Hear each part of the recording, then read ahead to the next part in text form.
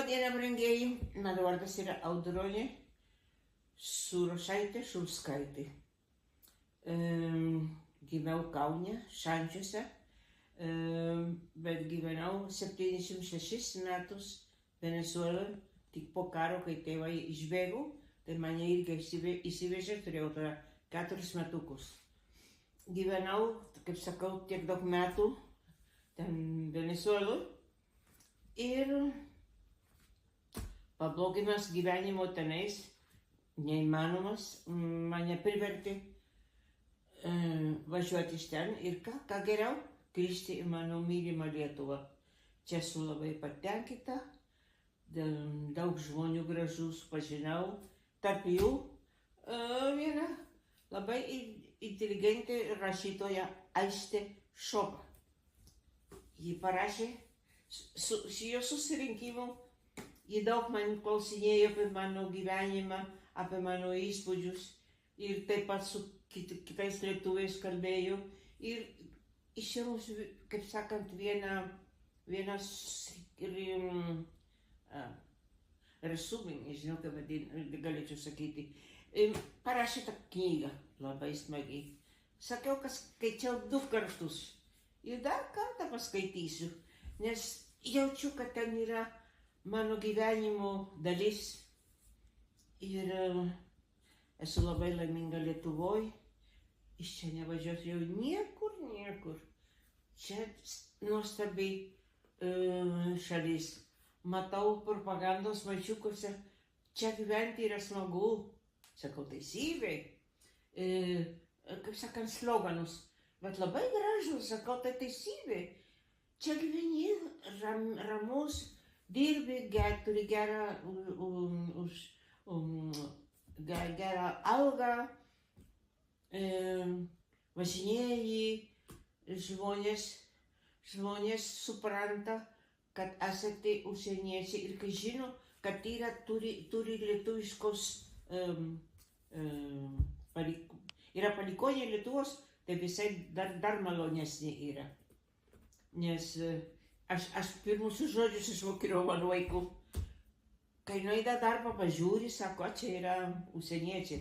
Tai jie sakydavo, mano močiutė yra lietuvė.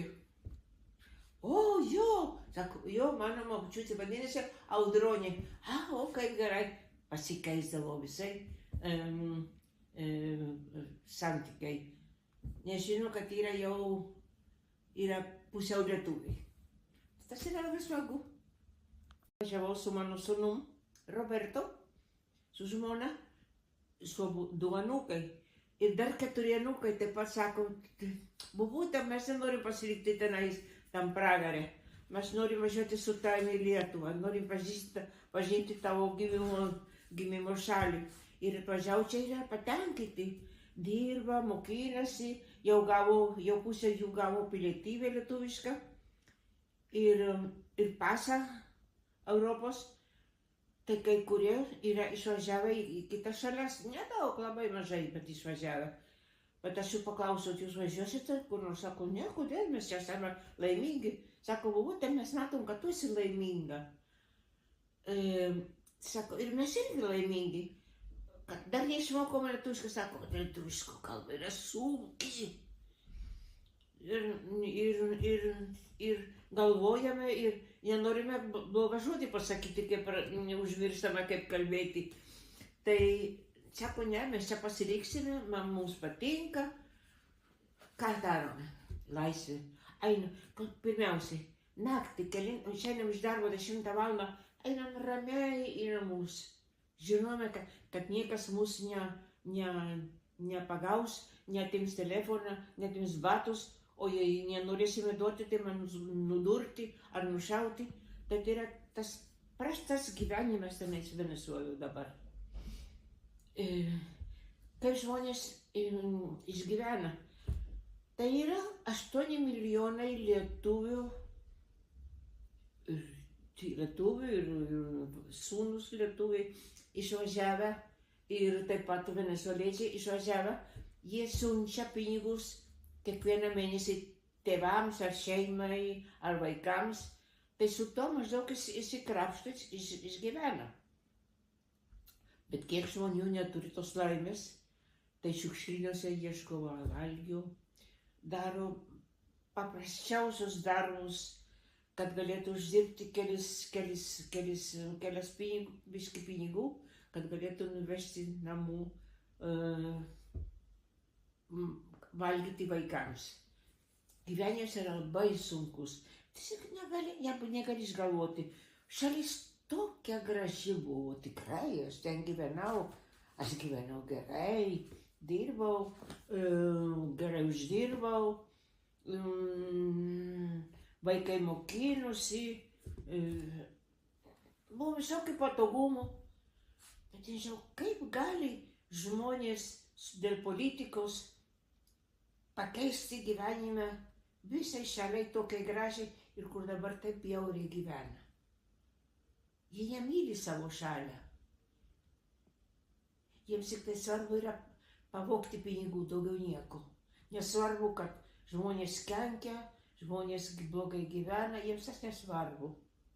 Ir tie, kurie esame išvažiavę, kalba, kad esame, kaip galėtume pavadinti, nežinau, kokį žodį galiu pasakyti, kad esame, nesame venezueliečiai, aš niekada nebuvau venezuelietė.